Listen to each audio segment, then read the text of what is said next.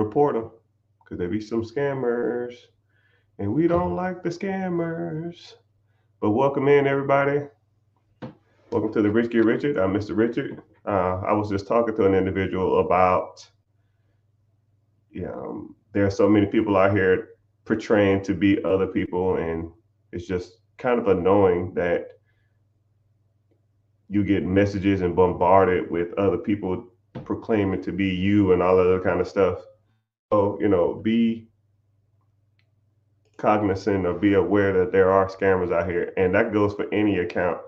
You can be a just a regular influencer, you can be a rapper, you can be a celebrity, and what people will do is they will imitate those pages. And I've even seen some pages that I have almost as many followers than I do. And it's kind of crazy that I can't even get a fake. I can't not fake account. I can't get a secondary account because every spelling of my name is already taken. Every type of profile that I wanted to make doesn't even say my name on it. I can't even get it because so many scammers out there, and I just have to block them.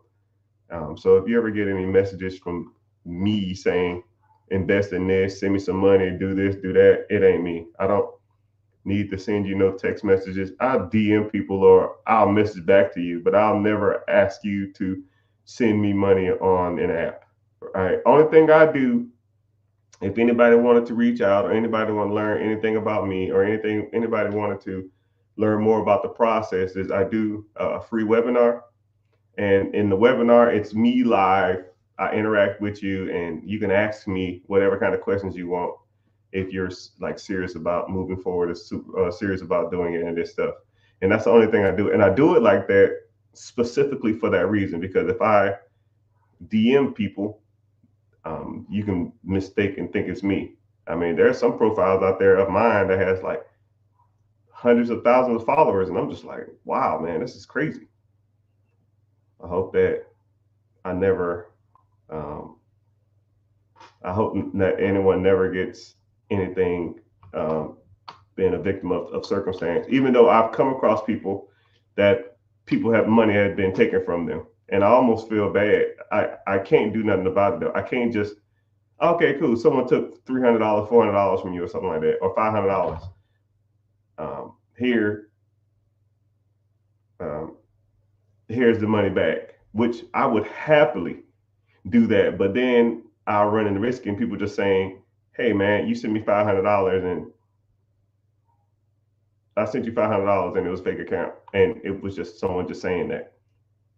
It almost reminded me of a story of I had a cousin, a little bitty cousin, and he said, every time I was like 6, and he said, hey, you told me next time you see me, you was gonna give me $20.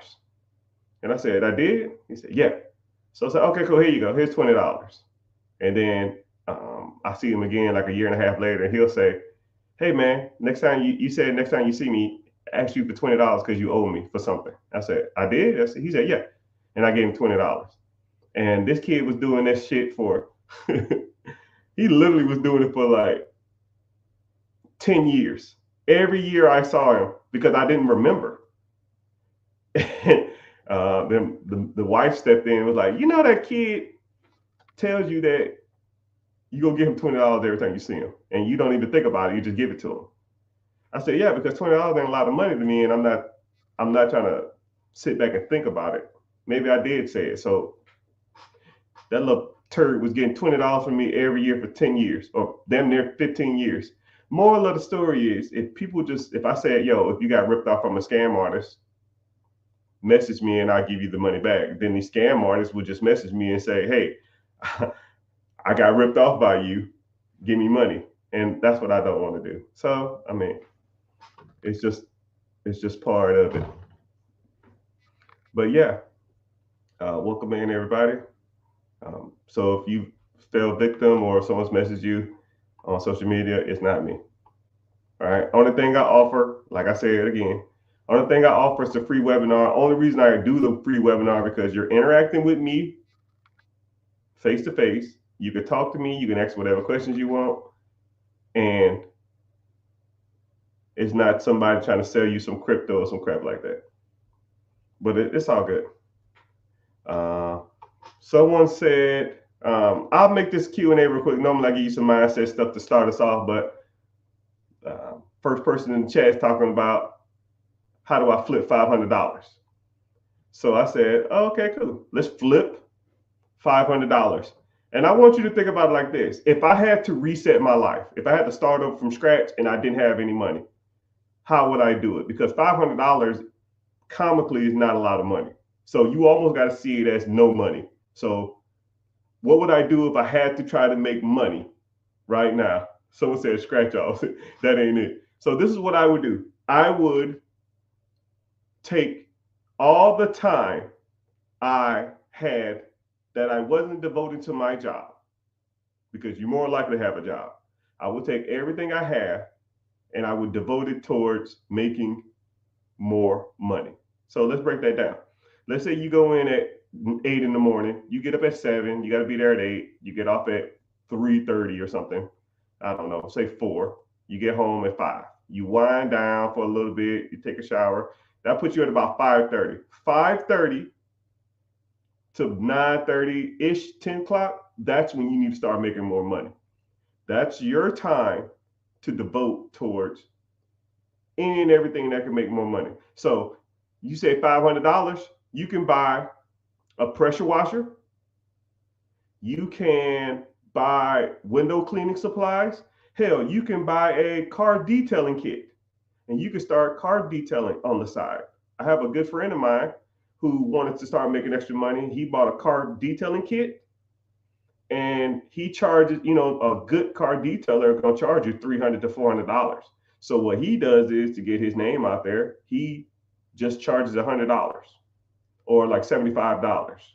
And if you have 2 cars, he'll charge, $1.25 or something like that. And let's say if he takes 2 hours to clean a car, and it's going to take him 3 hours, maybe 3.5 hours to clean 2 cars. That's $150 for 3 hours of work. That, in theory, is $50 an hour. Now, if you make $50 an hour, then I'm not talking to you. But most people don't make $50 an hour. And if you can make $50 a day, $50 an hour for 3 hours of your day, 2 or 3 times a week, that's some good money. Now, you take that money and you start putting it to work. You start investing it. Because I see a lot of people that get into like side hustles or get into all this other kind of stuff, and they don't invest the hustle. And that's where a lot of people mess up. They start mowing grass. They'll start couch flipping. They'll start mobile detailing. They'll start mowing grass, or they'll start pressure washing. And then they'll take that money and go to the club, or they'll take that money and buy some jewelry, or they'll take that money and go out and go out to eat. No, you don't take money that you worked after work to live your life. Because what'll happen is, over time, you will become accustomed to making $300, $400 extra a week. You'll make $200 or $400 extra a week, and then now your lifestyle will increase, and now you have to make that $300 or $400 a week just to survive. And you don't want to do that. You almost got to live like that money never happened. Take that extra money and invest it. So now let's put it in perspective. Let's say you make an extra $300, $400 a week on this hustle. $300 or $400 a week over, I'll put it at 350, right? 350 times 52 weeks. I'll take a couple weeks off. Maybe you weren't busy. So 48 weeks, that's an extra $16,000, $17,000. Let's say you put the $17,000 into a compounded interest account. That compound interest is going to pay you 10, 12, 14%-ish. Let's just say on the low end, it's 10%. So you make an extra $1,700 in this compound interest account. So now that account is at $18,500. Now we got some motion. Now we can make some traction. Now I can take the $18,000 and buy a whole pressure washing existing business. I can take the whole 18,000 and buy a landscaping company if that's what you were doing. I can start, if I was couch flipping, buying couches for dirt cheap, $100, $200, and then cleaning them up and selling them on Facebook Marketplace for $500, $600, $700, $800 plus delivery fee. Now I can do that. Now I can take the $18,000 and buy a truck and do more and bigger car projects, or buy some better equipment to do bigger yards or bigger whatever. So now, you know what I mean? That's really when you, and then you can start making track, or you can even do this. You can just take that 18,000, keep doing that. Let's get up to 20,000. Go to the bank. Then what's called a portfolio loan. The portfolio loan will loan you 80% of that. So now that money's going to keep making 10% a year forever. You take out a loan of your money, they'll give you 80% of it. Now you take the $18,000 and now you buy something that's going to at least make you that money back and some. So that's just one way that you can do that. That's how you take $500, pretty much shit, and make it sugar, you know. But there's multiple different ways you can do that. There's multiple ways you can go about it. Hell, I didn't even talk about the credit route. Let's say you have not the best credit.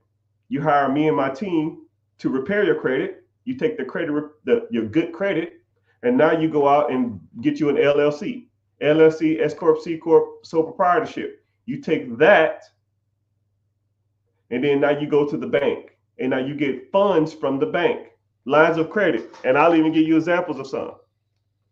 Right here, here's $30,000 right here. Here's $30,000 right here. Here's another 25,000 right there. 25,000. Wow. 25,000. Wow. And I have multiple millions of dollars worth of funding. Multiple. Where we at? Multiple. I'm gonna try to do this fast because I want y'all damn scammers out there. Multiple millions of dollars worth, and that's not including the ones I have in the safe and or the ones I have on my person. You know, now you take that money and now you go out and buy you an existing landscaping company, an existing moving company, an existing pressure washing company, existing pool route company. You see what I'm saying? There's tons of ways you can do this type of stuff. I call myself the options man. My objective is to give you every option as humanly possible to do something. Now it's up to you to take those options and go ahead and get ahead. Now someone say, okay, 500 is cool. What about 50,000? All right, now we're cooking. $50,000. Hey, what's my slogan, everybody? $50,000. You're rich and don't even know it.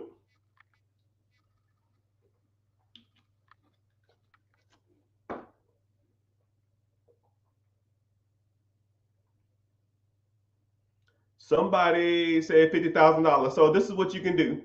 You rich and don't even know it. Yep. What you can do is, let's say you have $50,000. You can put 10% down, or even 5% or 2.5% down on an existing business. Let's say the business is 10% down. You do 10% of 50,000, which would be a $500,000 business. Let's say that business is generating, I don't know, 200,000 a year in cash flow to you. So we're going to keep the math simple. So $200,000. The loan, you're going to finance $450,000, right? You put $500,000 loan, you put $50,000 down, you're going to finance $450,000. $450,000 over 10 years at 10% interest will be about a payment of $50,000 a year. Tracking? Simple math. $400,000 at 10% interest. $450,000 is $45,000. 10%. That's $490,000. $495,000. $495,000 divided by 10 is a payment of $49,500. I'll round up. $50,000 a year. Tracking? Simple. Your business or opportunity that you purchase brings in $200,000 a year of income to you.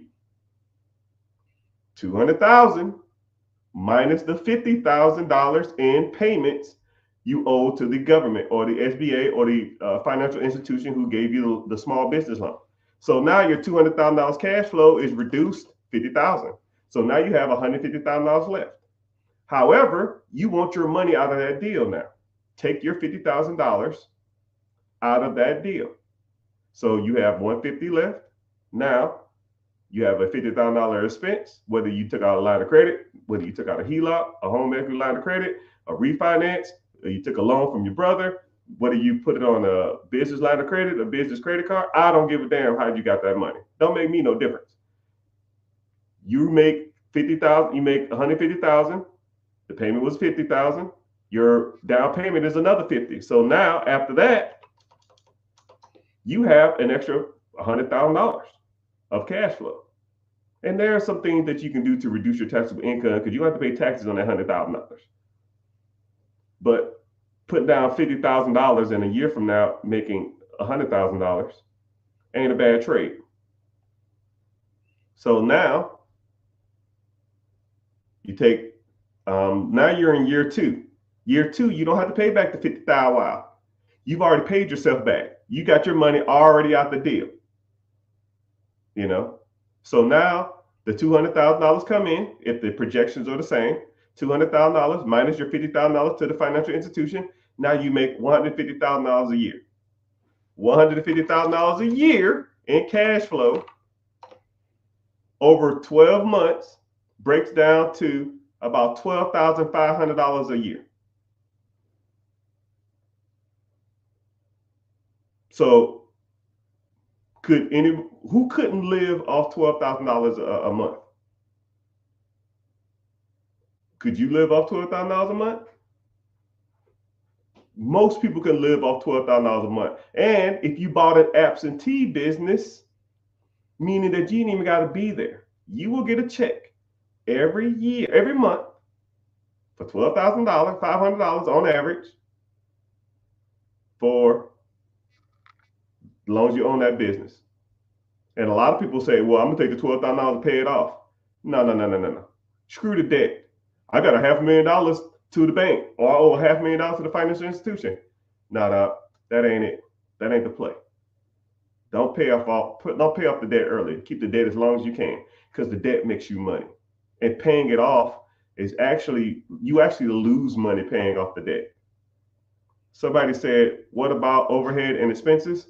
That's why we learn, my guy. That's why we learn the difference between cash flow, gross, net, seller discretionary earnings, profit, P&L, year to date, and tax returns.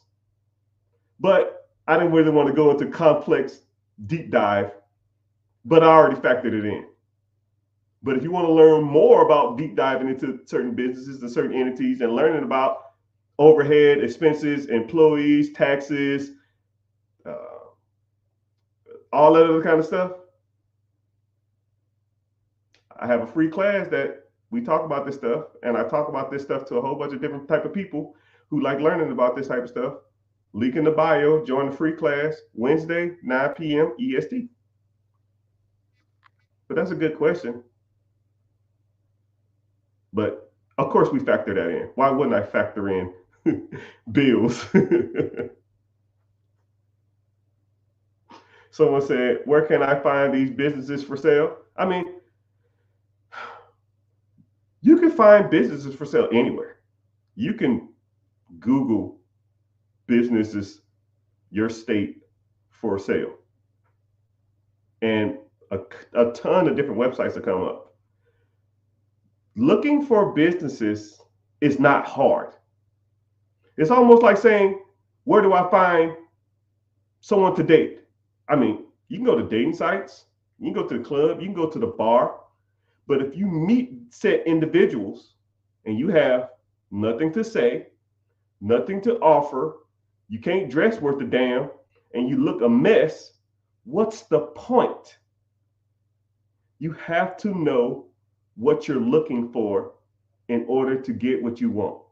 You just looking at random businesses and messaging business owners and messaging brokers and messaging individuals in these sectors, you're just wasting everybody's time. If I was homeless with a busted up t-shirt, rotten teeth, nappy hair, and I go to the club and start hitting on girls, you are going to get dissed every chance you get because these girls don't want you. Business owners and business brokers, when they get messages from people who don't know what they're talking about, they automatically just shun them out the window. I'll even give you a quick example. When I or anybody who knows me or anybody who I teach, if I message you, like if people message me or contact me and their business, if they're messaging me inquiring about a business and they're messaging me from a .com, Gmail, Yahoo Mail, Ymail, MSN Mail, I already know this person is not a professional. Just think about that. Now, how many offer? Let's say you Google a business for sale in your area. Let's say it's a Dunkin' Donuts or some shit. Who knows? Whatever the hell you want to buy, and you message him. My name is Hot Lips 55 at Yahoo. They're not going to take you serious. Not even close. And then what do you ask for? What do you ask these people for? Hey, I see you have a business for sale. Yes, I do. Let's say if you get past the screening, which a lot of them will screen you, because I know, because I deal with these people all day long. Let's say you get past the screening, they're in a good mood. What do you ask for? Hey, is this for sale? Yes. Can I buy it? Yeah, you got the money? No. I thought you was gonna like try to work something out. No, you come to me. You're acquiring about it to me. What do you ask me what you want from the business? And I can even break down multiple things you can say on those conversations. What are you even asking for? And let's say, hey, okay, cool. You don't know what you're talking about, but I'll send you all the information anyways, right? Do you know how to read all the business docs? Do you know the difference between SED, P&L, seller discretionary earnings, freaking cash flow, gross revenue, business expenses, tax returns? I mean, do you even know what any of that stuff means? You're just looking at a whole bunch of numbers. You're wasting everybody's time. You have to know what you're talking about. Even if you get past everything else, then you don't even know what a good deal is. I'll even ask you this question because when I get a new mentee or I get a person, I'll always ask this question. I'll ask you 3 random questions. Let's see how well y'all do. I ask, as soon as I meet people, I got a question. I got 10 questions I ask them. I ask them these 10 questions. And every question is worth 10 points. 10, 20, 30, 40, 50, 60, 70, 80, 90, 100 points. A 77 question out of 10, you pass. 8 out of 10, you're doing good. 9 out of 10, you're stellar. 10 out of 10, you're a genius. When I tell you this, the highest score I've ever gotten, when I ask people, when I initially meet them about owning a business, the highest I ever got was a 40. Sometimes 50. Because you think you know what you're talking about, but you ain't got a clue. Someone said, what's my favorite color? Black. I wear some duration. I'm kind of getting out of it now, but I always wear some duration of black or gray or white every day of my life.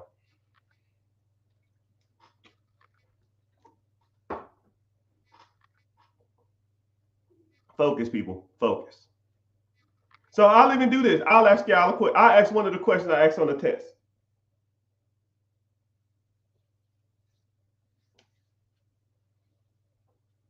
I'm going to think of a good one.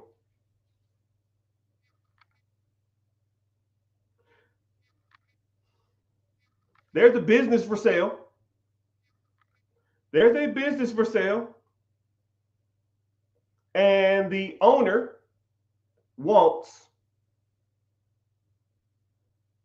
$1 million for the business. The business produces in cash flow to him $1 million. So the day you buy it, 1 year from then, you will have $1 million in your account. So if you bought it for $1 million and it produces $1 million cash flow, you break even. Money to your pocket. You buy for $1 million, it makes $1 million. Okay? Super simple. The business has been open for 10 years. So he has a decent track record. However, he was doing some stuff under the table for a while, and now he wanted to go legit. So he started doing everything by the books. He's been doing everything by the books for about 2 years now. $1 million, running the business kind of under the table, wanted to go legit. 2 years legit. $1 million cash flow. Is this a good deal or a bad deal? And if so, why?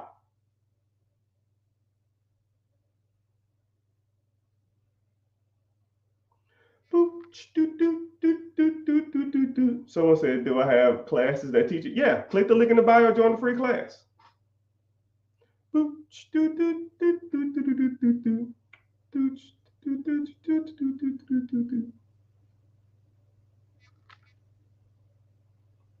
Bad, I need an accountant. Huh? He does have an accountant. He had an accountant for the last 2 years. Like I said, he's showing tax returns. He, accounts receivable, all that shit. Good. It's been open for 10 years now. Someone said 2 years not long enough. Yeah, he's been open for 10 years. Tax liability? Huh? What? I don't know what that means. It looks like a number fudge. Yeah, he's been going legit for 2 years. The last 2 years, he has tax returns. He has everything squared away. You took the tax, he took all the money and he bank records, tax returns, accountants, lawyers. We're good.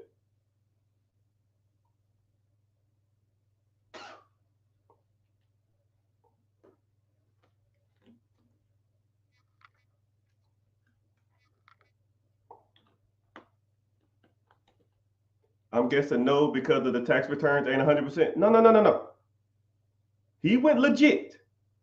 He's been legit for the last 2 years. Tax returns are good. Lawyers are good.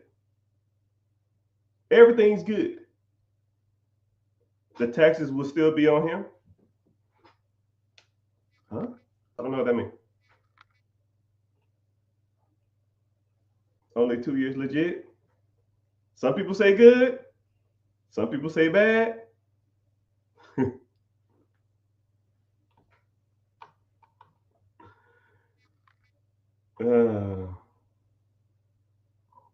Someone said, I would take that deal. I'm single with no kids. Yeah, you make your money back. You make your money back in a year. So even if you did buy it and it don't work out, you already got your money back out of it in a year.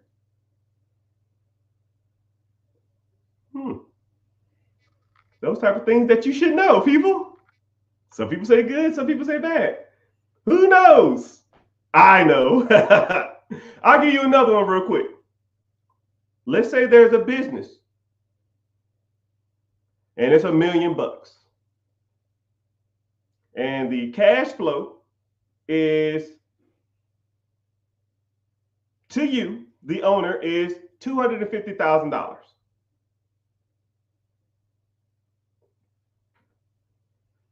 The business been open for 10 years. Everything legit. Taxes check out. Lawyers check out. You buy for $1 million. It produces $250,000. You get a 25% rate of return on your funds. Everybody winning. 25%. You can't get that in the stock market. You can't get that on a high yield savings account.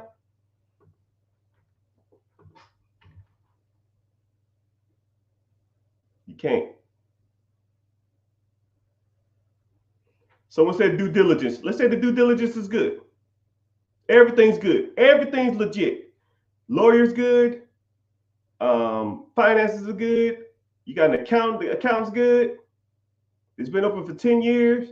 The reason why they're selling is because they're old and want to move out the country and retire. It's all gravy. And what's crazy about it is the reasons that y'all say yes or no is not the reasons y'all should say yes or no. It's kind of crazy how that works. It's like it's either y'all talking yourself into it or talking yourself out of it, but for not the reasons that you should be talking yourself into it or out of it. It's just crazy. No, he said 4 years. So in 5 years, you recoup your investment and cash flow positive afterwards. Yeah, in theory.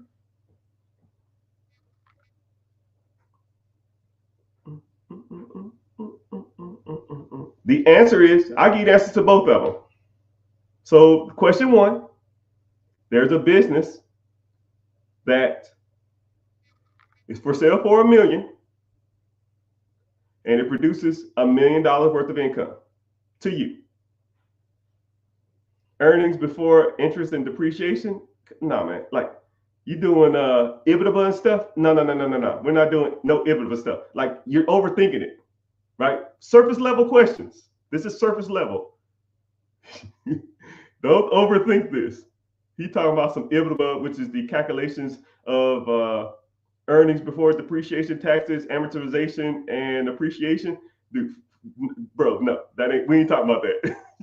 Which is good.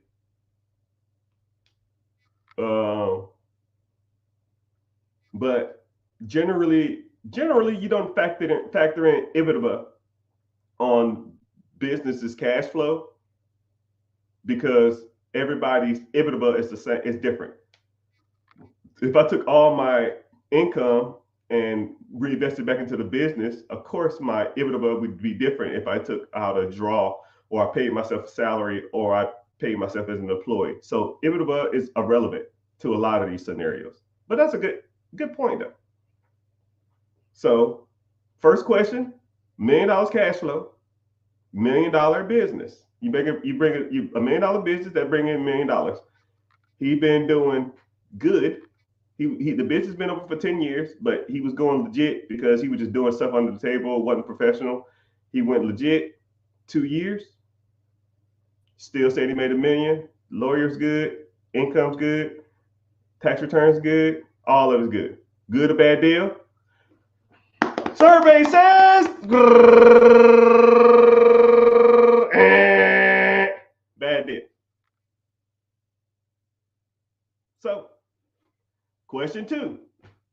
So if you say good or bad deal, for whatever reason, it's only a 50-50 shot. I mean, it's a guessing game. It's 50-50. It's either good or bad. But the reasons why you said it's bad, nobody said the reasons why it's bad. Nobody said the reason why it's bad. So next question. Preguntas, question. Number 2, $1 million business for $200,000. $1 million business that produces $250,000 cash flow or 25% rate of returns. Somebody said because of management fees. No. See, get into class. You got to learn, brother. I'm going to break this down first before we even get finished. Whenever you're making money in a business, everybody gets paid first. Your managers, your employees, your staff, your lighting, your cable, your electricity, your rent. Everybody makes money first.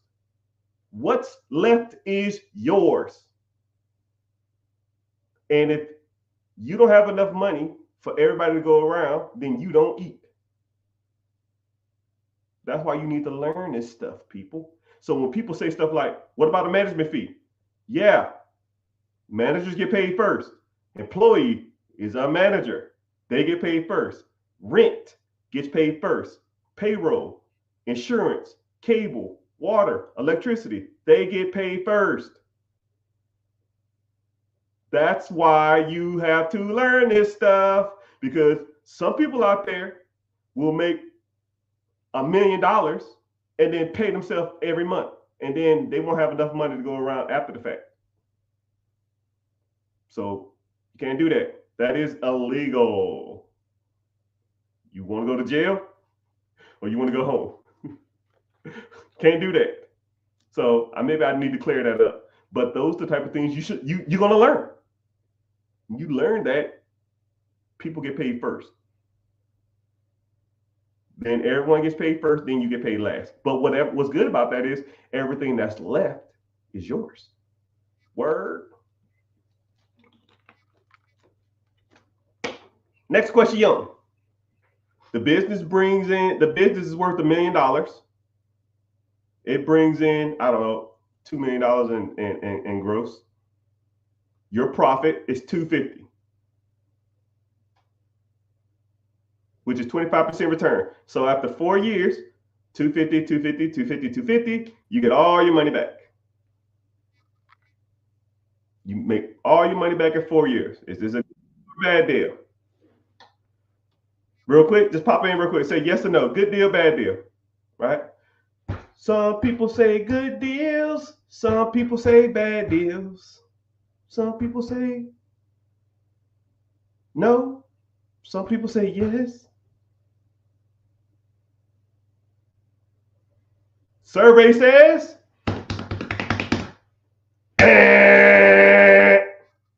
bad deal. And that's why you learn from people. That's why you have to learn how to evaluate a business. So if you got both of those right, congratulations. You guessed right because, it's just someone said, damn. But did you get both right? Did you get both wrong? Did you get one wrong? Did you get one right? I mean, I don't know. Some people, and then what's crazy is a lot of people will get questions right, but they don't know why they got them right. Some people will get the questions wrong, but someone said I got both wrong. Yeah. Don't feel bad. Nobody passes. It's like the Kobayashi. Uh-oh. Who even knows what that is? So if you were a Star Trek nerd, whenever you become the captain of a ship, they give you what's called a test called the Kobayashi, because Kobayashi is the person who wrote the test. Even though they say Spock did it, but that's a nerd. That's wrong. A person named Kobayashi designed the test for you to fail. And they don't want to see how bad you fail, because you're going to fail it. The objective of the Kobayashi test is to see how you react and how you think and how you process stuff. So when I ask people the 10 questions or the 5 questions, whatever I want to give you, depending on how much time I got, it's a Kobayashi. You're not going to win. Nobody wins. The moral of the story is it's for you to see how you react and how you look at certain things, because you don't know the answer.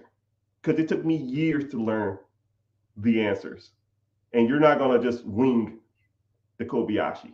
You're not just going to wing knowing how to properly evaluate a business. It's just don't work. It doesn't work like that.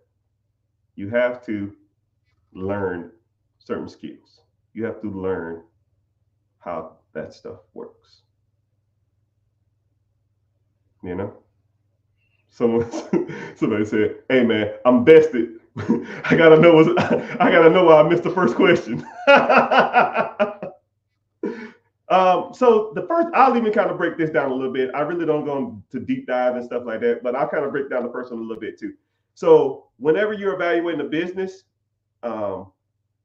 legitimacy when getting loans will make or break you. Because if you're going to get a loan from a financial institution or you're getting a loan from the government, they don't give a shit how long you've been in business. They don't give a shit how long you've been making money, because they're looking at how long you've been legit.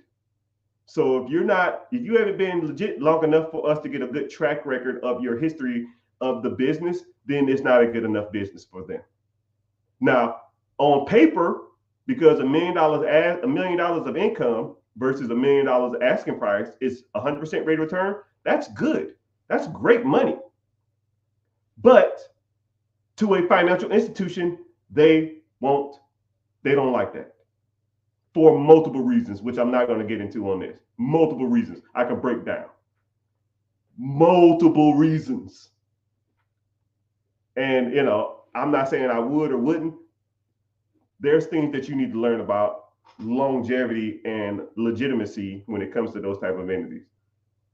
Regardless of, even if it was legit for 2 years, shit, what was it doing the first 10 years? If they was making that kind of money, why didn't they go legit? What are they hiding? I don't know. What if they was damn bankrupt and they fucking scheming money some other kind of way? I don't know. And the government doesn't know either. And the government, financial institutions, the SBA, Small Business Administration, whoever's loaning you this money, microloan, SBA 7A, 504, SBA Express, those institutions do not play that shit. Especially once you start getting in bed with like national banks and stuff like that, because they're going to have to underwrite that stuff. And they're going to say, yo, this has been open for 2 years. Oh, no, he said 10 years. No, the papers will say 2 years. I don't give a shit what he or she said. He could say 1,000 years. I started this shit during the last crusade of Joan of Arc. I don't give a shit. I'm looking at the paperwork. It says 2 years. So that's what we base it off of. Okay? But I'll give you that one. Well, there's a little more to that too. Just note that it's not good. But if you want to take that deal, then that's on you. But you couldn't do it through a government entity or a financial institution. Say word. Someone says, if someone's career involves a lot of negotiation and evaluation in corporate deals, are those skills transferable to buying a business? Yeah. Because if you're negotiating corporate sales, you can negotiate selling of a business. And then the bad part about it is, if you have that kind of skill set, you could if you can negotiate corporate leases and corporate takeovers and all that kind of stuff like that, you can negotiate a lot of other stuff. Just being good at negotiating on any level is good at helping you buy stuff that makes money. Real estate, businesses, side hustles, ATMs, you could just use those and transfer that to that type of stuff. But that's a good question. Will it make you more or less successful? Execution makes you more successful. I've seen people who had no skills be successful, and I've seen people with all the skills in the world not be successful. Difference between people with no skills and the difference between success to me and non-successful is execution. That's the difference. I rather I give you the best analogy in the world. Say if I sat here for 5 hours and talked to you about how to swim. After 5 hours, I said, okay, cool. Let's get in the water. The one guy who has no skill at swimming, go run and jump in the water. Don't even hesitate. Just jumps in the water. And then the person who used to swim as a kid a lot, but then kind of forgot how to swim, sitting there talking about, what's the temperature like in the water? How cold is it? So how do I tread again? Could you go over that lesson again? Could you do this? What about this? What about that? While the other guy is already in the water, treading, trying to float, asking questions in the trenches. Now, both of them might learn how to swim, but the person who ran and jumped in that water will figure out how to swim faster than the person who's sitting on the sideline asking about swimming. So that's where the rubber hits the road. People who execute in life are typically more successful than people who don't, regardless of their experience, regardless of their know-how, regardless of their other successes. To me, it don't really make a difference. I'd rather take somebody who's a gunslinger who can't shoot worth a damn than someone who's a marksman shooter who never pull the trigger. Man, that's a good analogy. God dang, that was good. Put that on a t-shirt. Someone said, question, what makes you take the leap to start your own business? Hating working for people. um, Me personally, I would go to work and I would see, one thing about me and my job is I was in the military, 21, 22 years of however long I was in. You would meet or hang out with the same 20, 30, 40 people every day, right? It ain't like a regular job. You would, when you go to a regular job, maybe, you'll get certain people that you hang around with all the time. But in the military, you literally are forced to hang around with different types of people. Um, and you're forced to hang around whites, blacks, Mexican, Puerto Ricans, guys, girls, trans, tall, short, educated, non-educated, hood, country, mountain boys, southern boys, surfer boys, and you just get a big conglomerate of different types of people.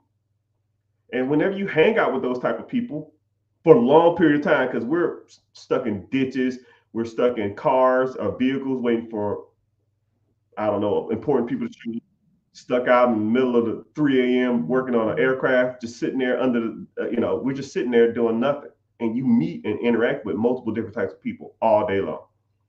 And I've done like security guard duty, and I'll just be sitting in the truck watching a gate that no one comes to for 12 hours with a random person.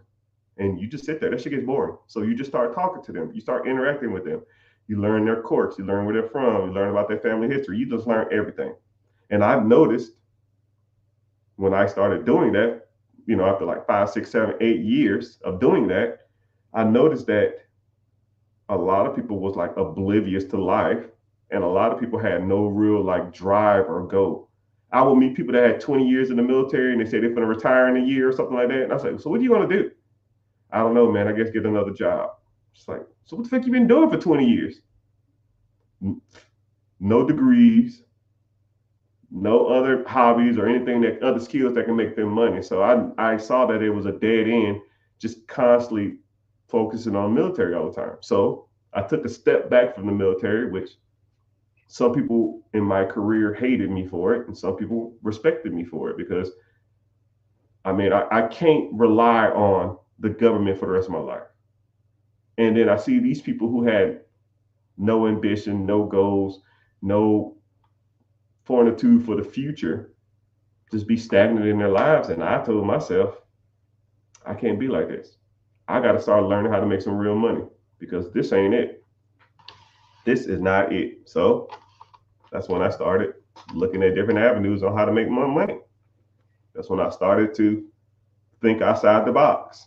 And then I started thinking to myself, if I'm working $20 an hour for 8 hours a day, how much money could I maximize? Even if I work at 24 hours a day,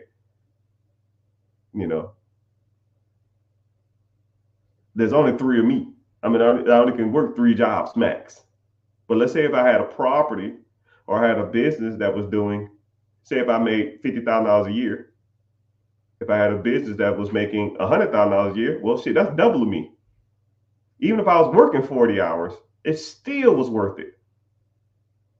So I can own this business, work 5 hours a week, and make twice as much. It almost, when I put it in that perspective, I don't know why everybody doesn't do it. If I owned a business that I worked 5 hours a week and it made $100,000 to me, how many businesses could I have? Let's say if I had 5 other ones, and it's making me $100,000 a piece. That's 25 hours a week, which is still less than the 40-hour week you work, and that's not including traffic. So now I'm making $500,000 a year for 25 hours a week of work, while you're making $50,000 a year for 50 hours a week of work, including commuting and getting ready and stuff like that. When you start thinking about it like that, it's almost a no-brainer. I hate the term no-brainers, but it's to the point where you should want to do some of this stuff. You should want to go out here and get more money. You should want to go out here and try to buy real estate or buy businesses or start a side business or start a side hustle or buy whatever, right? Start investing, because there's only one you. And when you're 67 years old, you're not trying to be still working, which every time I see it, it's so sad. I go to McDonald's and the cashier is like 70 years old, or they have like the person cleaning the lobby, they're 70 years old. Or I see a guy sweeping outside, he's 65 or something. You think he or she wants to be cleaning tables at 60 years old, 70 years old? Do you want to be cleaning at 70 years old? Hell, my body hurts and I'm in my 40s. I stand up real fast, I'm lightheaded. Shit, my hips hurt for the first 20 minutes of my day. For like the first 2 hours of my day, my hips hurt. Imagine when I'm 65, 75. No, it ain't trying to be walking around and working and slaving at those 70 years old. You know what I mean? I want you to think about that. Whenever you're out, eating out, hanging out with your friends, living a great life, making it rain at the club, buying some new jewelry, buying some new drip, signing for this new damn car, I want you to think to yourself, is what I'm buying or doing right now worth me working in my 60s?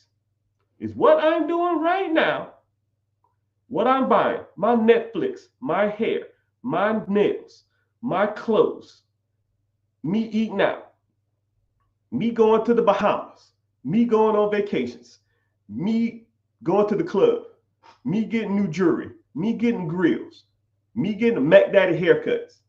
Is that worth to you to be working in your 70s?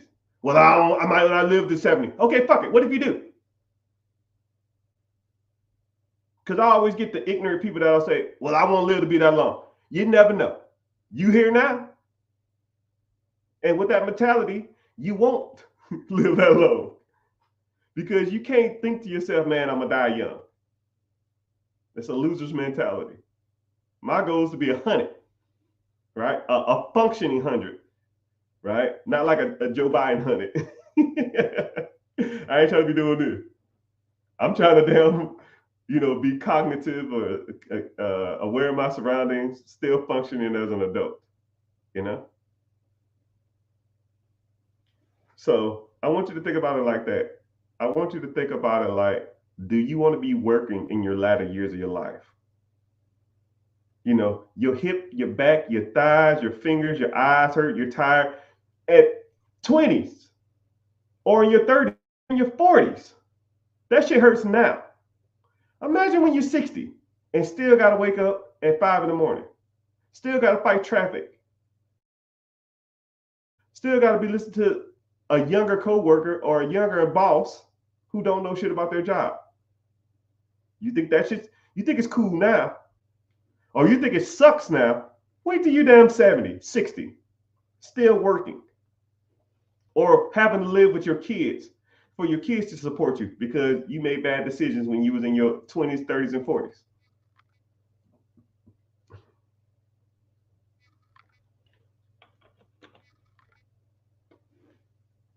That's some real shit for you. And I'll always see people in the comments on videos of mine. I'll always see people in my lives that'll say dumbass shit like, well, it's my life. I want to live my life. That's your opinion. Live your life. Have fun. But when you're old as hell and got two nickels to rub together, still grinding, still struggling, and all you had to do was make a couple of tweaks in this time, you're now. I don't give a fuck about what happened in the past. I don't give a damn what you bought. I don't give a damn what you got. I don't give a damn about none of it. We're here now. What are you going to do now for tomorrow? Man, Mr. Richard, that's cool and all, but I need this Hellcat. You have fun. Hope doing donuts in the middle of the damn parking lot, put it on social media is worth you struggling for the fucking rest of your life. I hope you have a fucking blast. Have fun. Because you will not have fun in your later years of life. You will be working and struggling the rest of your life. You will be that individual cleaning the parking lot at 70 years old. Because you want to chase damn Hellcats or chase grills or chase Gucci or chase freaking Jordans or chase the club or chase vacations. A fucking vacation. A vacation is worth you working and struggling the rest of your life. And then people say, this is what really bothers me when people say shit like this. This is one of the good ones. Well, I don't want to be old and have my money because I can't enjoy it when I'm old. Who the fuck old around here? I'm old? I'm old to you. I'm old. I'm still functioning. I'm old. Yeah, because when I go out to vacations, real vacations, not the Bahamas or a cruise to Jamaica, that's not a vacation. Riding damn donkeys in a villa in Italy while being fed crepes and wine, that's a vacation. Going to Bora Bora, digging a hole, throwing a pig in there and covering it up with leaves while I get initiated into their culture while they rub a little smoke on my face and eating this prepared meal overlooking the ocean. That's a vacation. Not a cruise.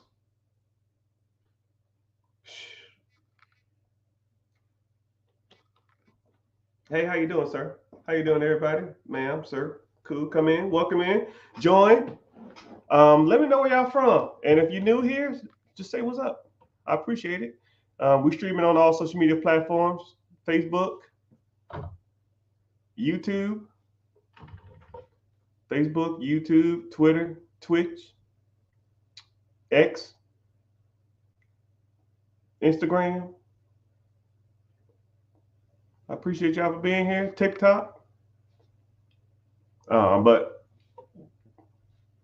excuse me, if you find value in this type of stuff, if you just want to change, if you're just tired of the monotonous day-to-day nuances that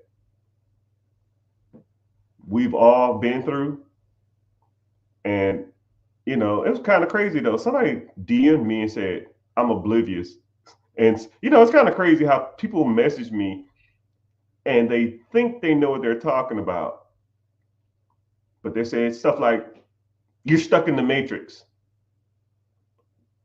How? I'm self-employed, I own multiple companies, I own multiple pieces of property, and I work for myself. And I probably comically work 2 to 3 hours a day. Sounds like you're stuck in the matrix, my God. All right. I answer to nobody. I can literally tell every person in the world to fuck off.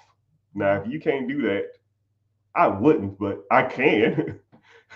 I think I'm kind of a nicer, genuine person. I try not to be like disrespectful to people. And anytime I meet people, I'll always be respectful towards them. But if I don't want to be somewhere, I don't have to be. If I don't want to go somewhere, I don't have to go. If I wanted to do something, I go do it. You talking about breaking the matrix? You talking about a level of freedom that people would damn near kill for. Like that's a level of freedom that I have now. If I want to go to Greece coming up soon, cool. My boy coming into town and want to do all the theme parks, cool. We don't wait in lines. Disney, Universal Studios, Volcano Bay, Busch Gardens, whatever we want to eat, we eat. Whatever we want to ride, we ride. And we don't wait in lines. We show up at 9, we're out by 1 because we skip all the lines. Because I don't want to be there no longer than I got to be. That's the type of freedom that I want. And I'm not, when I swipe my card, I don't think about, man, what card should I swipe? Because I don't know how much money is on there. I almost have to remind myself to review my accounts. That's the kind of money that you should want. I have to go on because my kids' Spotify account and their YouTube and their PlayStation accounts are connected to my credit cards or my debit cards, whatever you want to call it. So I got to go on there every 2 weeks to make sure these kids ain't damn spent $400 on Minecraft or something like that. That's why I review my accounts, just to make sure that everything is on the up and up. But I almost couldn't even spend the money I make, right? I can go out and get any car I want. I can live wherever I want. I can travel wherever I want to. I've been around the world and I can't find my babe. Not bragging. It's just I'm trying to talk to you from a position of where I was to where I am. When I joined the military, I was making $1,000 a month 20 years ago. I was making $1,000 a month. You couldn't pay me $1,000 an hour now to do whatever you tell me to do. You couldn't pay me $1,000 an hour to go get a job. It ain't worth it. You couldn't pay me $1,000 to wake up early. I want you to think about that. Thank you for the gifts. You couldn't pay me $1,000 an hour to get out of my bed early and go answer to somebody else. It ain't worth it. And you have to start believing it here and believe it here before you believe it here. You got to start going into work and thinking to yourself, you're better than this. You're bigger than this. If you feel like you're the smartest person at your job, if you feel like, I'm not going to say people are beneath you, but you ever feel like this company won't run without me? Your boss don't know what the hell's going on. I'm surrounded by, for lack of a better term, idiots. Except that one person that's cool, but you don't want to hang with them outside of work. If you felt like that ever, you felt like I felt the last 15 years of my life.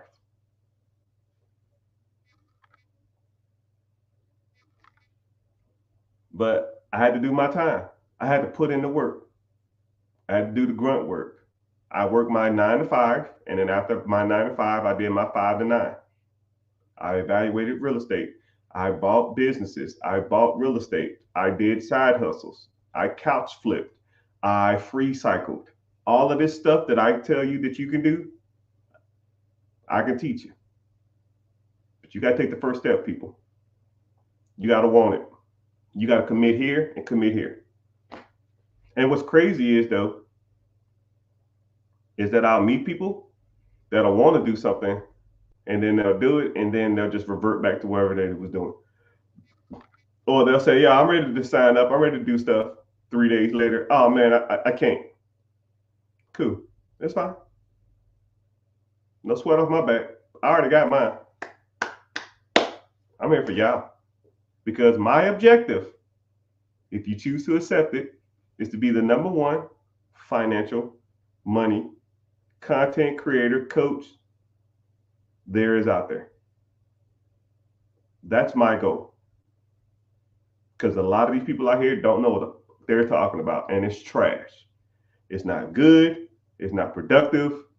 It's borderline scammy, or it's unachievable, and or it's just it only benefits the people that do it. You know, it only benefits the person who's selling you something. But I'm not like that. I put y'all on game maybe an hour, 2 hours, damn near every day. I mean, what's crazy is I'll meet people that are like watch me for like 6, 7, 8 months, and they'll be like, "Yo, you finally convinced me to like want to move forward." You know, but one person at a time, people. One person at a time. But I can't accomplish my goal without putting myself out there and letting the world know that I'm here to offer better. And I do get people that'll message me and say, "You're an idiot. You don't know shit. You're broke as hell. What the fuck do you know?" That's fine. That's your opinion, right? Some people think LeBron James is not the greatest basketball player of all time. I don't know what game you watching. I mean, it is what it is. I mean, even the greatest person in the world has haters. Who's the most liked person in the world? I don't know. Tom Hanks. He got haters. Morgan Freeman. He has haters. Samuel Jackson. Somebody hates Samuel Jackson. Who's the most? So let's do that. I'm just curious. Who do you feel? Mickey Mouse. Somebody hates Disney. That's crazy. Somebody in this world hates Disney. Somebody hates Chick-fil-A. Think about it. Somebody doesn't like Chick-fil-A. Somebody hates Denzel Washington. Who? Just come on, start naming some stuff. Name some things that everybody should like. Keanu Reeves, I think Keanu Reeves was voted the most liked person in the world. Somebody hates Keanu Reeves. Someone hates the way he acts. Someone hates the way he looks. Someone hates the way he walks. Someone hates the way he talks. Whatever. Someone hates waking up. If you want to talk about non-physical things, some people hate breathing. I hate being broke. I hate paying bills, right? I hate anything that takes money out of my pocket. You know? I hate any of that stuff. Somebody said, someone hates Care Bears. Someone hates, I met a person who don't like Marvel movies. How you don't like Captain America? I mean, you hate Iron Man? Someone hates Spider-Man. Someone hates Superman. Superman almost represents goodness in all human beings. He is the embodiment of goodness. Someone hates him. Someone hates Barack Obama. Somebody hates Barack Obama. Somebody hates Trump. Somebody hates Kamala Harris. Somebody hates Joe Biden. Somebody hates Putin. Well, some of the people are not the best of people, but somebody hates the Pope. The Pope, the freaking leader of the Catholic Church, has to ride around in a bulletproof car. Someone hates the Cookie Monster. Someone hates Big Bird. Someone hates Michael Jordan. Man, it's crazy. It's crazy, right? So, in theory, somebody hates me. And I can deal with that because I know where I am in my life. I'm comfortable with my life and I'm comfortable with who I am. But my objective is to change everybody's mind or to get you to at least think to yourself, what you are doing isn't right and you need to be taught better from somebody who's done it. It ain't even got to be me, as long as it's somebody. And you can't continue to go through your life doing the same thing you're doing now, thinking that you're going to get ahead, because it never does. You will never get ahead doing the same shit you're doing.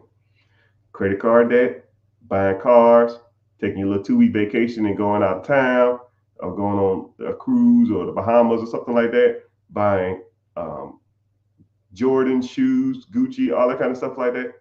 It ain't gonna work, my guy. It ain't worked for you the last 5, 6, 7, 10 years, 15 years. It ain't gonna work for the next 15 years. You're not gonna get ahead. Can't get ahead buying junk that doesn't appreciate or give you value. Doesn't work that way.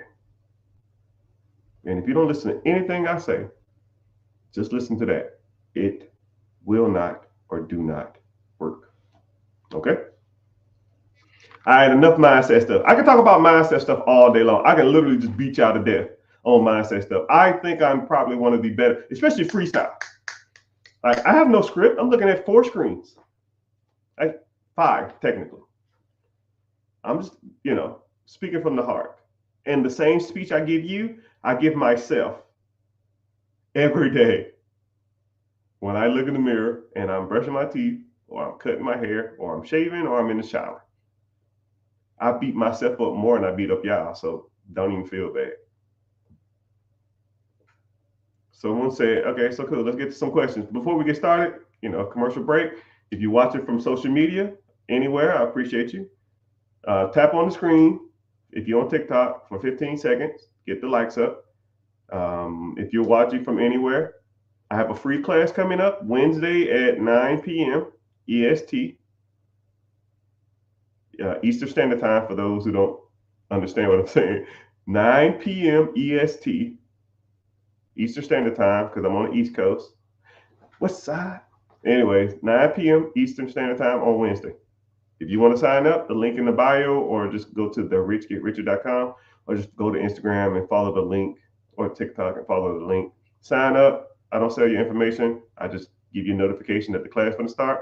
And after that, you come through, you come through. If you don't, I don't care.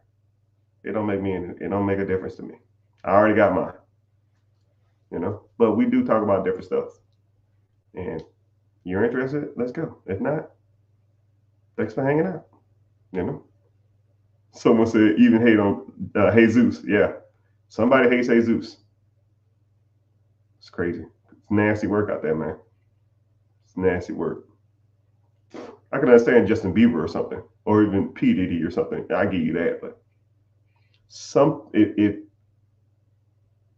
people shouldn't have no hate, especially people who try to spread goodness throughout the world. Mother Teresa has haters. Someone hates the Mona Lisa. It is considered the most prestige, or the most prestigious artwork of all time. Just some people just hate on stuff. I will hate on the Mona Lisa. It is small as hell. I thought it was going to be big. That shit's not big at all. It's no bigger than this. It's probably like this big. I thought it was huge. That shit little as hell. On that regard, I will hate on it, but it's not. I can respect what it is and respect the value of it at least. It's not that big. What was your first property? Was your first property a multifamily? No. My first property was a 4-bedroom, 2-bath. I used a VA loan. I put 0% down. My PITA, property taxes, interest, and insurance, was 9.25%. It actually was like 9.27. I just tell people 9.25 when they ask, because it's just easier to remember. 9.25. I had 3 roommates. I charged them $500 a piece. 500, 500, 500. That's 15 hondos. 15 hondos minus my 9.25. I profited $1,500 a month. You're thinking, wow, if you charge $1,500 for 3 roommates $1,500 minus 925, your profit was only 575. Ah, ah, ah, ah, ah, ah. Some people will take the 575 and live off of it. Clubs, shoes, cars, dumb shit. Next level of people would take the 575 and invest it. I guess. Sure. I was living there, so I paid my rent or my mortgage like I was living by myself. I took the whole $1,500 I was making and I invested that.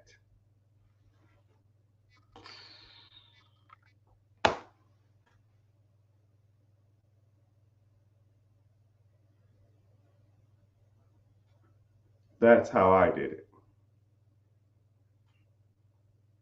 And then I took $1,500 and I saved it every month. 1,500, month one. 3,000, 4,500, 6,000, 7,500, 7,500 in 5 months. I could put 5% or 10% down on a $7,500 house. I did it once. I do it twice. Bought my next property. I think I bought it in like, I want to say like month 8 or something like that. I don't remember. It was a long time ago.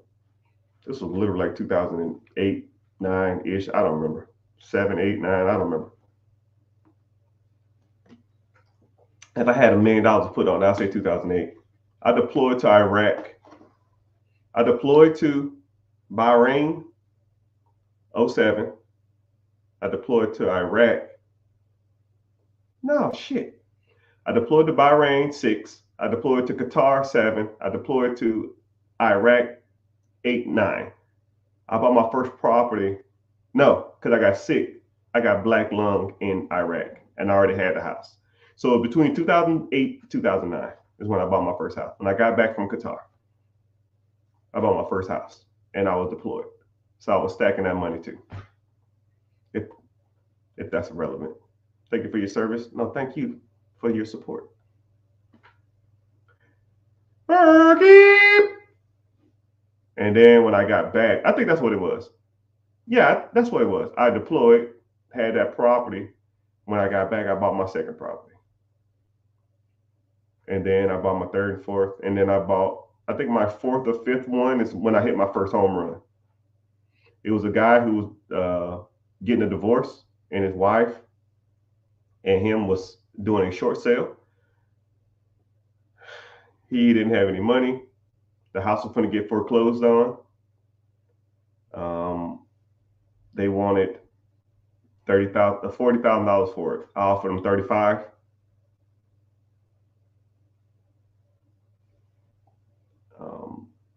They came back and said 40, and I fixed the roof. I said 35, and you fixed the roof, but it was kind of the same thing. So we'll just say it was 40 grand. That was about what it was. I bought it for 30 grand, put, I don't know, 10, 15%, I don't know what, down. I owed 32,000. I fixed it up. I put another $10,000, $15,000 into it. So I was all in like 20 grand or something, 20, 25 grand. So 32,000 minus your 20 grand. I had 50 into it. I sold that shit for, I think like 145. I got a check for like 90 something $1,000. Not 89, I think it was like 90,000 and some change. And I said, oh yeah, I can do this. That was my first, like, I call them home runs because it's more money. A home run to me is more money you can make in a year. So when I hit a home run, that means that I can't work a year and make this kind of money. All right. Average American makes $56,000 a year. Actually, it's 54,000, but I think it just went up to 56. I don't know. It was 55. The average American makes $55,000 a year. So if I can do a real estate deal or a business deal that makes me more than $55,000 a year, it's a home run, right? The biggest deal I've ever done was 300 and something. So I'll let you know I'm not here fucking around. Biggest deal I've ever done was a little over 300, and it was a 6-hour deal. You do the math on that.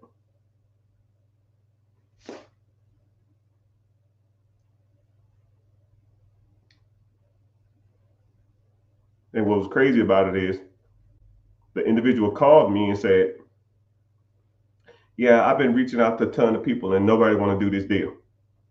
I said, "Well, why don't one want to do it?" They said they're just scared. They don't want to deal with it.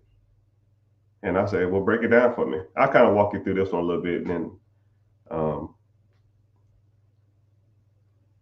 he had a piece of property that had a whole bunch of trailers on it. I think I talk about this a lot. He had a whole bunch of trailers on it, and the trailers was condemned. And then I said, let me go take a look at it. So I go look at it. It was like 6 trailers, but the trailers was AFU, all up, right? I would walk through the trailers. You would fall through the floor. It was like a homeless person living in one. And I was like, well, I see why no one I want to deal with this. And then I just stepped back and I used my brain for more than a hat rack. And I just started looking around and I was like, where are we? And it was like, we're in XYZ. And I was like, and I just started looking at where all these trailers was. And then when I was driving to the trailers, I just saw new construction, new house, new construction, new house. And I said, the money is not the trailers. The money is the land. So I got a surveyor out there. He said, if you put a new house on this, you could subdivide the lots. You could put 8 houses on this lot. I said, well, what are lots going for nowadays? He said, lots are going for, I don't know, $75,000 to $100,000 a piece. And I said, well, that's not clear. They're cleared lots though. There's nothing on it. So this will be a little cheaper because you got to clear the lots. You'd already had electricity, water, cable, and stuff ran to it. So if I had 8 lots at $60,000 a piece, that's $480,000 worth of land. I called the individual and I said, hey, yo, what do you want for this? He said, give me 100 grand, you can have it.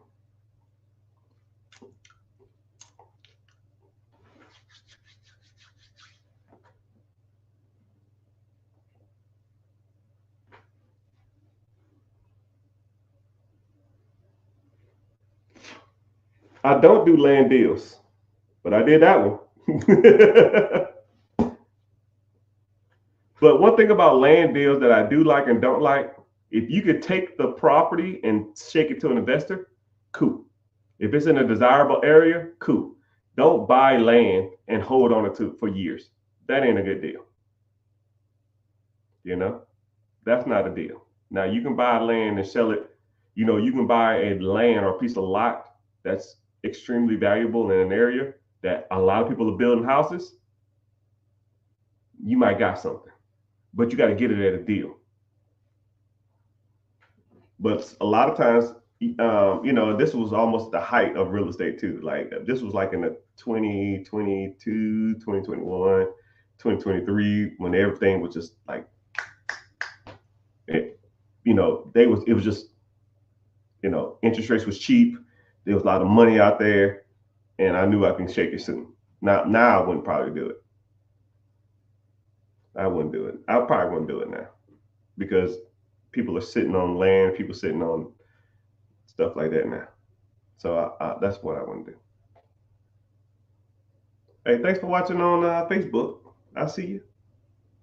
Even though no one ever was on Facebook. How you on TikTok and then you shoot up the damn Facebook and then you hop on Twitter and then you be on YouTube? Like, man, you hopping all over the damn place. I just see your name popping up in all these random spots. Like, bing, bing, bing, bing, bing, bing, bing. It's all good. But got you, bro. Oh my goodness. You all over the place. Man, I'm wanting your attention. Okay, you got it. Which question you got? I'm looking at your profile specifically. Someone said, will the current economy be messed up due to everything that's going on?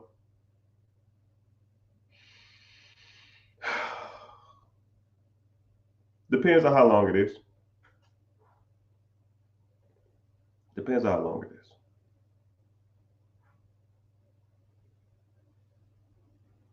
Yeah. Ask the question. I'm looking at you. I see you. Ask your question. But I'm gonna tell you something too. Someone talk about current events. Like I can appreciate current events, but current events don't move me. I've succeeded or lived through multiple presidents. I've lived through pandemics. I've made money through recessions. I've made money through down markets. I've done, doing all of it. Those events don't, I don't factor those in. I personally don't care what's going on in the world. The market is going to go up, the market's going to go down. Houses go up, houses go down. Interest rates go up, interest rates go down. What am I going to do today to make money? And when I buy something today, is it making money today? Now, if it ain't making money in the future, then I will adjust. But I don't adjust according to what they did in the past. I don't adjust according to what they're going to do in the future. I don't care. I'm adjusting to what they're doing right now. What are interest rates now? What am I making now? What is my cash flow now? And if one day it's not making cash flow, then I will adjust. But I've already generally made enough money to compensate for whatever mistake is going on in the world, or going on in the private sector, or going on in the stock market, or going on in the feds, or going on in the administration. I've already made enough money for my deal to be profitable. And we all take L's. We all take L's. The only difference is some people take L's, they sit, bitch, complain about it, and think about and play the victim. Some of us take L's, learn from it, move on, and press. I was reading this one article that Jay-Z said, yo, man, I just did this one deal and I lost $10 million. So he said, it is what it is. Take the L, learn from it, and keep pressing.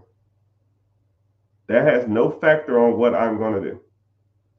No pity parties here, right?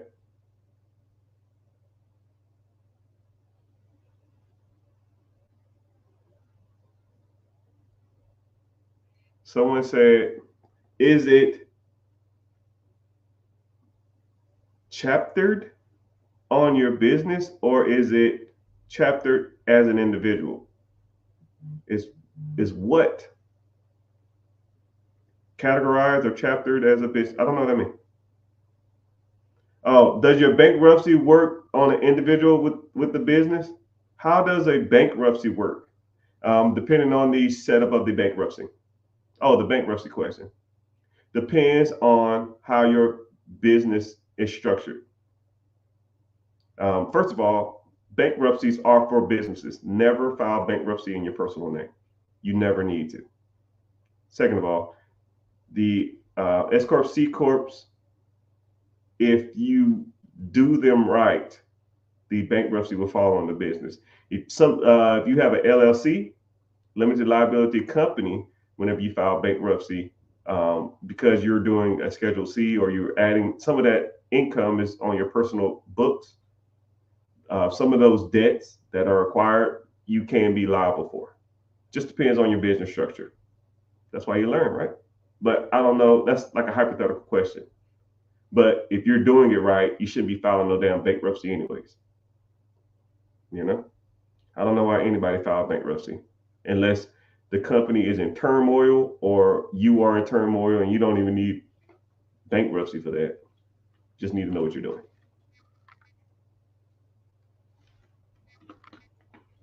Do you put your rental properties under an LLC? You should, or an S Corp or a C Corp. However you want to structure it. But you should have it in some kind of entity. Some kind of entity. And if you want to get into the bigger boy stuff, I say initially you can start with an LLC, but when you start getting a decent amount of properties, you need to start bumping that stuff up, man.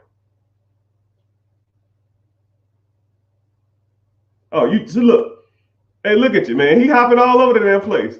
I was on Twitter, then on YouTube, then I'm on Facebook, now I'm on.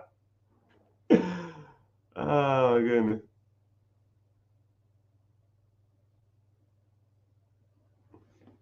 Someone said I've just been waiting to buy a company, but I just want the property. I'm dealing with an individual now, and what they're trying to do is they're trying to find the perfect deal. And I said to them, a perfect deal almost don't exist. And I'll give you a great analogy. I'll use dating as an example. Let's say if you found a spouse or a girlfriend or a boyfriend or whatever, and they had 75 to 80% of everything you want in a partner. 75 to 80%. I'll even say 75% because I'm gonna put on a little edge. You found a partner, you met them, and 75% of the stuff you loved, but 25% of the stuff you didn't like. Is that a good person you want to date? Would you take that chance? Or are you holding out for that 100%? Because that 100% is going to be really hard to find. 100% of anything is going to be a hard pill to swallow for anybody. Okay? If you want to move forward in a relationship, if you want companionship, if you want a relationship, if you want marriage, then you're going to have to make some sacrifices. I can tell you everything there is about owning a business. I can tell you everything there is about owning real estate. I can tell you everything about owning ATMs. I can tell you everything about storage. I can tell you all that shit in the world. Now, if you want the perfect location, you want the perfect business, you want the perfect hours, you want the perfect amount of money, you want the perfect owner financing deal, you want nothing is perfect. Some things you're going to have to compromise with. Nothing is perfect. I'm not perfect as a husband. My wife is not perfect as a wife. Well, if she's listening, yeah, she's a perfect date. But, but the difference between perfection and working with what you got to get to where you want.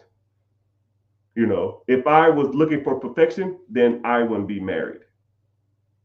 If I was looking for creme de la creme, then nobody will be married. They can have a lot of attributes that you find attractive, but nobody is perfect. You might be perfect for each other, but nobody's perfect. And you're not perfect either. You probably pass gas when you sleep. You probably snore. You probably smell weird sometimes. You probably tell horrible jokes. You probably walk weird. You probably get moody when you're sleepy. You probably eat crap. You probably don't work out. You're probably going to gain weight when you're married. You're not perfect. But the difference between, like I said before, people who are successful and people who are not is execution. Getting married and making it work is better than never being married at all. Because anybody can tell you how to date and anybody can tell you how to be married. But nobody can tell me how to be married until they've been married.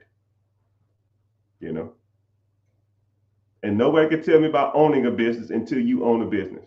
You can analyze deals all day long. You can look at businesses all day long. You can look at properties all day long. Best analogy in the world. Everybody knows how to fight until they get punched in the face. Everybody knows how to swim or teach someone how to swim until they get their ass in the water.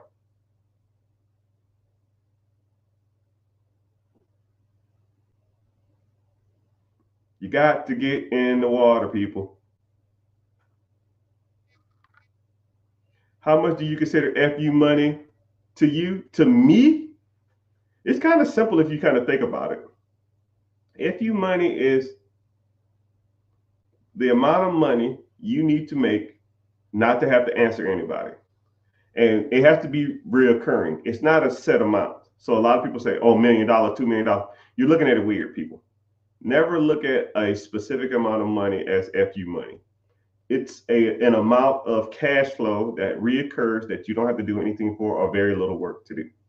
Let's say if you're making, you need $5,000 a month at your job, right? That's $60,000 a year. Let's say you bought a business and the business brought in $70,000 a year. $70,000 a year of cash flow to you in your pocket, by definition, is FU money, because you don't need to work for no one else. You are telling the world, screw you, I am self-employed, right? You might not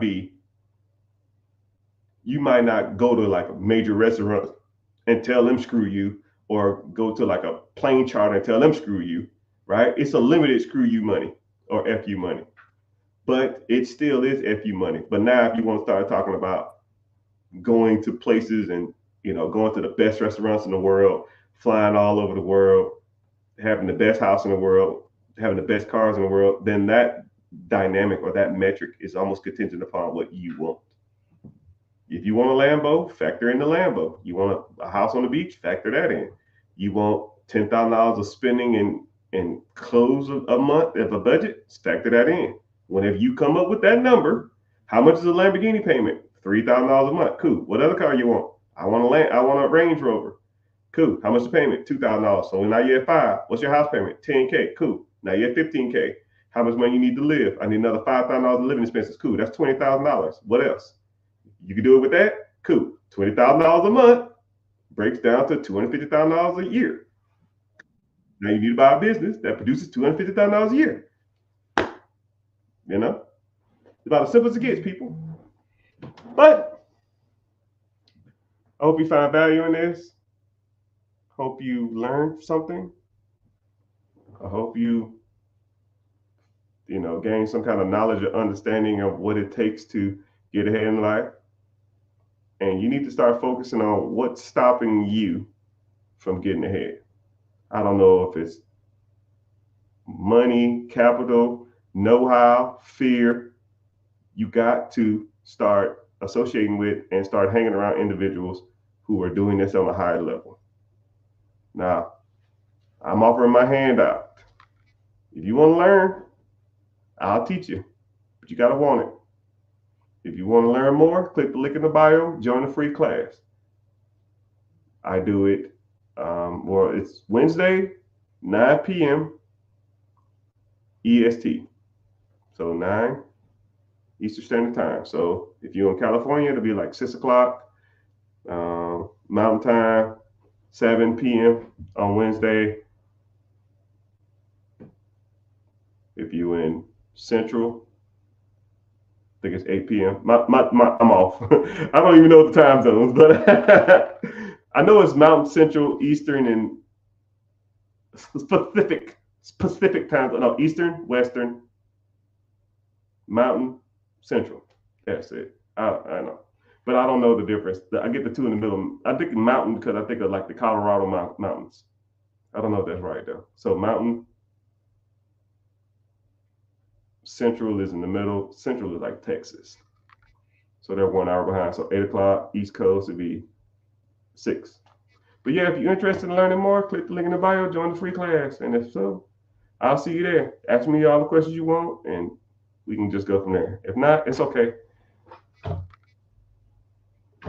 Until then, I'll be the Zane.